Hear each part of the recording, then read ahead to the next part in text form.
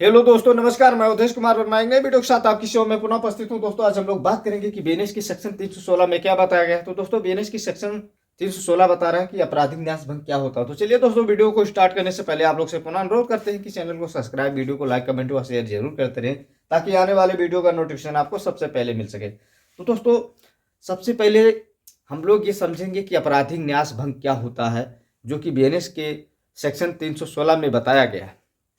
तो दोस्तों, आपराधिक न्यास भंग का प्रकृति क्या है, पहले हम इसको समझ लेंगे। प्रकृति उसका मतलब होता है कि वो ओरिजिनलिटी में है क्या, उसका मेन जड़ क्या है। आपराधिक न्यास भंग किसे कहा जाता है। तो दोस्तों, जैसे मान लिया जाए कि आपने किसी अधिकारी को पैसे दिए हैं अपना काम करवाने के लिए। किस तरीके के पैसे दिए हैं? वैध पैसे दिए हैं, ये नहीं कि उसको रिश्वत दिए हैं। रिश्वत नहीं। मान लिया जाए कि आपने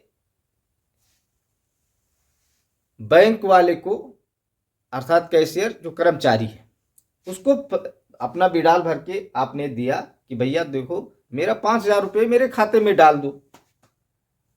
अब बैंक वाले ने बिडाल फाड़ के दे दिया आपको, पर्ची जो एक जमा पर्ची होती है उसको आपको दे दिया और पैसे को अपने जेब में रख लिया और आपका पैसा आपके खाते में जमा नहीं किया। तो यही होता है आपराधिक न्यास भंग, कि आपने अपने काम के लिए वैध पैसे दिए। आप उसको तो रिश्वत दे नहीं रहे हो कि भैया रख लो। आप उसको पैसे इसलिए दे रहे हो कि वो आपके खाते में पैसा जमा कर दे। लेकिन उसने क्या किया? अपने जेब में रख लिया, आपको बिडाल का पर्ची भी दे दिया कि जो तुम्हारा जमा हुआ वो पैसा जमा ही नहीं हुआ। तो यही होता आपराधिक न्यास भंग।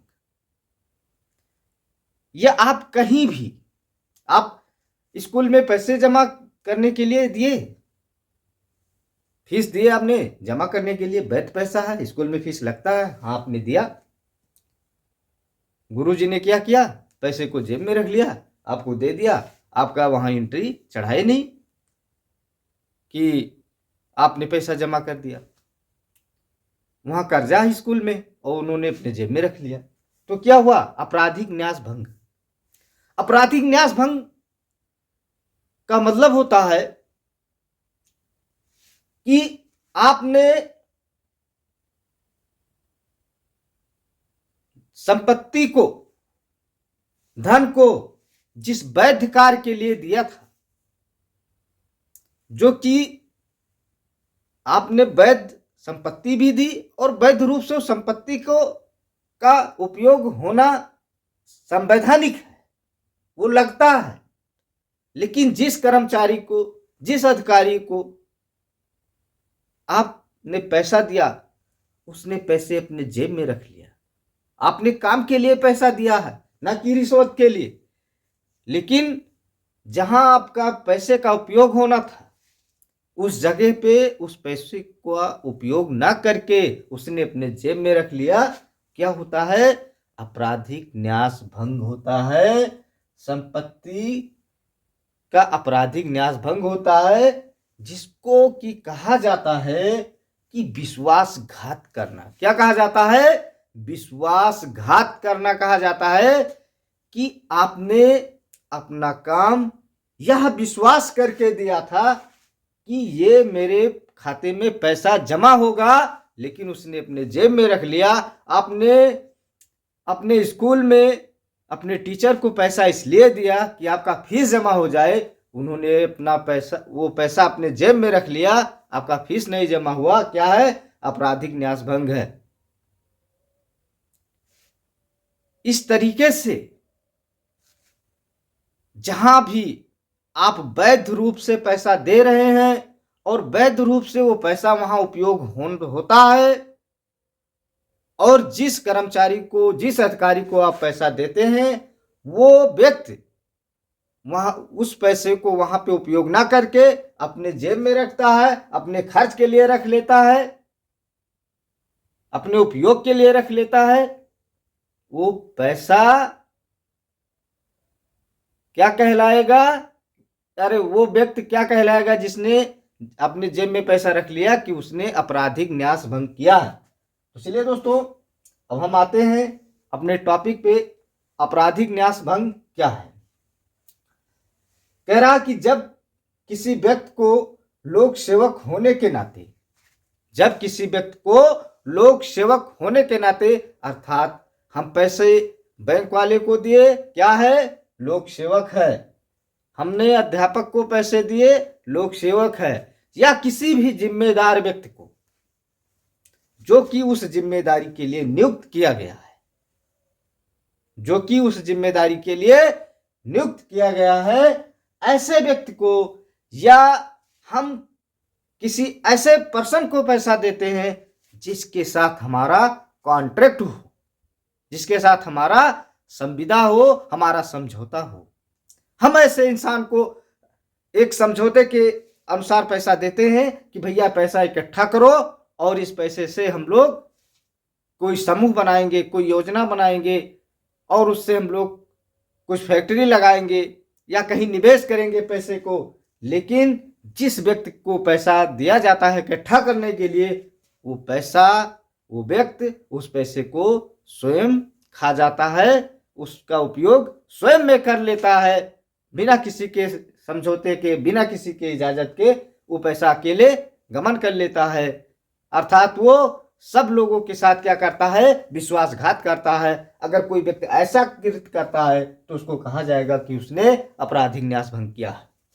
अब वही कह रहा कि जब किसी व्यक्ति को लोक सेवक होने के नाते, हम यहाँ पर और भी जोड़ देते हैं, लोक सेवक होने के नाते, आप लोग नोट कर लीजिएगा कि लोक सेवक होने के नाते, जिम्मेदार व्यक्ति होने के नाते, या उसे संविदा करने के नाते, या समझौता होने के नाते,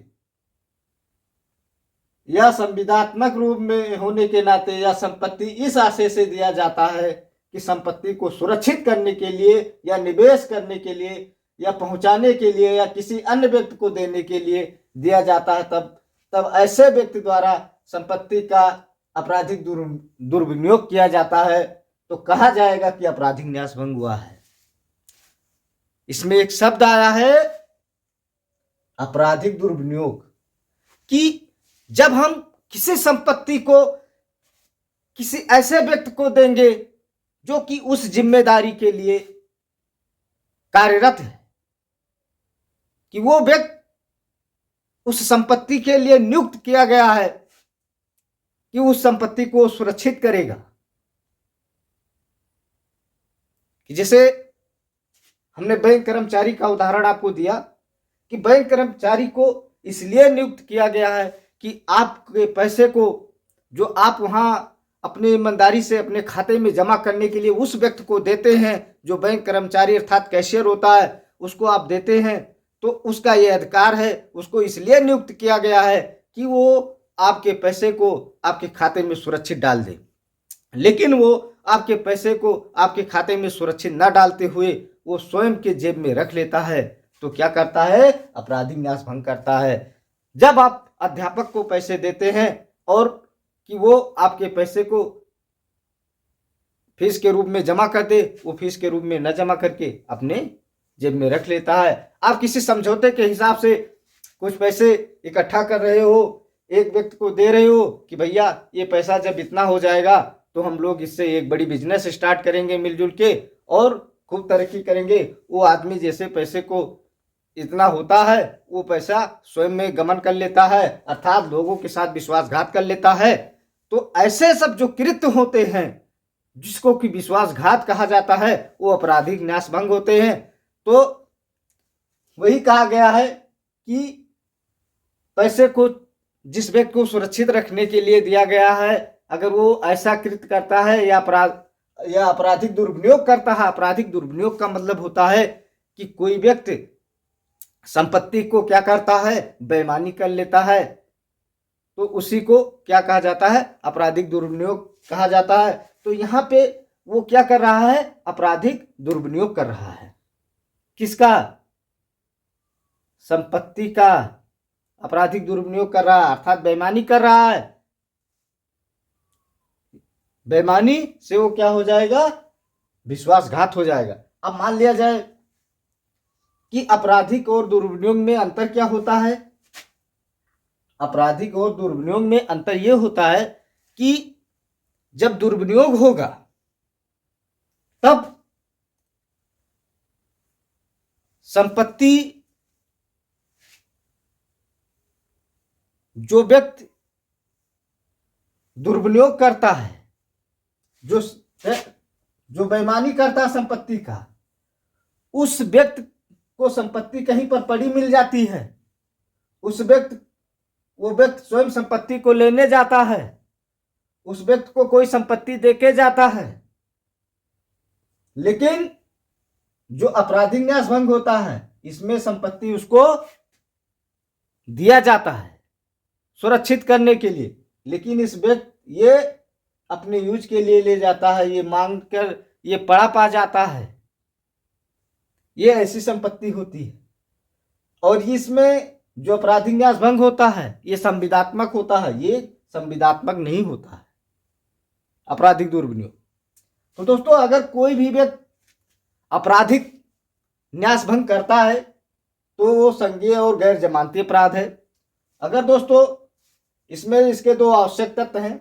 पहला आवश्यक तत्व है कि जिम्मेदार व्यक्ति को संपत्ति सौंपना जो कि उस कार्य के लिए नियुक्त किया गया हो या उस कार्य के लिए जिम्मेदार हो, उसे आप जिम्मेदार मानते हो या उसे संवैधानिक रूप से जिम्मेदार माना जाता हो, या जिम्मेदार व्यक्ति द्वारा संपत्ति का आपराधिक दुर्विनियोग, अर्थात जिस व्यक्ति को हम जिम्मेदार व्यक्ति मानते हैं कानूनी रूप से उस व्यक्ति द्वारा अपने जिम्मेदारी को ना निर्वहन करना और संपत्ति का बेईमानी करना अर्थात उसके साथ विश्वासघात करना, ये उसके आवश्यक तत्व हैं। और दोस्तों इसमें जो दंड होता है, इसमें अगर आपने न्यास भंग केवल कर दिया है तो आपको 5 वर्ष प्लस जुर्माना होगा।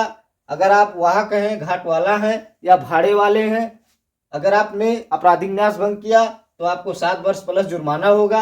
अगर आप लोक सेवक व लिपिक हैं, लिपिक का मतलब होता है कि मुंशी, तो अगर आप ये दोनों हैं, आपने आपराधिक न्यास भंग कर दिया है तो आपको 7 वर्ष प्लस जुर्माना होगा।